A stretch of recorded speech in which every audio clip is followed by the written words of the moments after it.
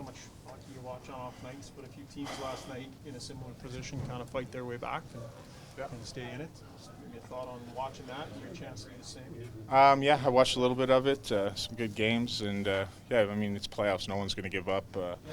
Any team at any moment ain't going to give up, and we're going to try to, obviously come back and win the game and come back and win the series, and that's our entire objective tonight is win a hockey game and go back to LA. First goal has been critical in this series, obviously, Drew. What are the ingredients to kind of make sure you get a good start to give yourself the best chance? I mean, good start doesn't always mean getting the first goal, unfortunately. I thought we had a better start last game. They just happened to get the first goal. Those things are going to happen, but first goal is always important. You want to get off on the right foot. For us here in this building, getting the first goal might take the crowd a little bit out of it, things like that. So, yeah, first goal is always important. What are you going to do about the power play? You guys have been struggling with defending it. What? What are you going to do about their power play? Their power play? Struggle? I mean, we're aware of all the things they do. They just have some really good players that'll, not go off on their own page, but come up with something different in the middle of the power play. And, it's hard to adjust to those things. We just got to be smarter, be in shooting lanes, and then rely on, the goalies to make simpler saves. I think a lot of the power play goals they've scored, their goalies have had no chance on them, to be honest. So we need to take away those passing lanes, those backdoor tap-ins, and let the goalie make the save. You've been on both sides of this game over your career. The one team's absolutely desperate, playing for their lives. The other team's trying to manufacture that same level of desperation. Can you tell us, having been on both sides, what's the difference?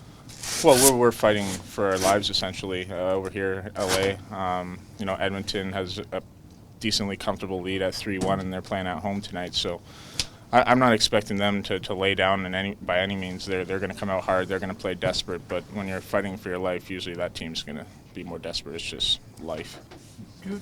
The scouting in this series, it seems like they've done a really good job scouting you guys. They seem to almost be anticipating everything that you guys do. Does it feel that way to you guys? I mean, no, not really. Maybe in 1-3-1-4 check sense, it seems like they got a few things that they're throwing at us that we've seen before, but when they change them up routinely, it's tough to kind of feel what's going to happen. But our coaches are doing the same thing. We're studying them, and as a team, we're studying them, so we're prepared for everything they're doing and what they might change and whatnot. It's part of the battle is preparing for the other team, and both teams are doing a good job, I think. The way you guys played the other night, Joe, you guys dominated them. You didn't get the win, but you kind of build on that and say, okay, we play that way again. Should be able to take this series back. We played a fantastic game last game. We just couldn't get any pucks by Skinner, and that's our objective tonight is to play the same exact game, but obviously get some goals. We saw when we play our best like that what we can do and how we can kind of manage the game, and now that we've seen that, I think that's a good thing for us. Even though we lost, we see if we do the right things and play that way that we can have probably a way better outcome. So we'll look to do that again.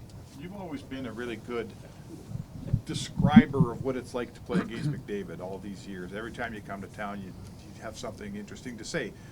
Now that you've watched him become surrounded by more and more good players, there was a time when he wasn't. Now he is. How does that change playing him? He's got a better team around him. I mean, that just makes him better, obviously. They have a lot of good players on this team. It's not a two-man show with Draisaitl and McDavid, as good as they are. They have a lot of good players. They have depth. They're a better team this year than they were last year. And, now he's got guys around him that are making plays to him, not him making all the plays for everyone else. So I guess that's the biggest difference. A little bit different here, Drew. A couple pieces of video have surfaced of you in conversations with the referees and the other team. When the other team is engaged in conversation with the referee, is it important for you guys to be there and to be listening and to be part of it? And you seem to enjoy being in the middle of that. Yeah, well, as a captain, that's just our responsibility in a way. When they have guys going up to the refs all the time, we got to get in there and not. I don't know if we're really doing anything. We're just there to listen and maybe have a different opinion, but.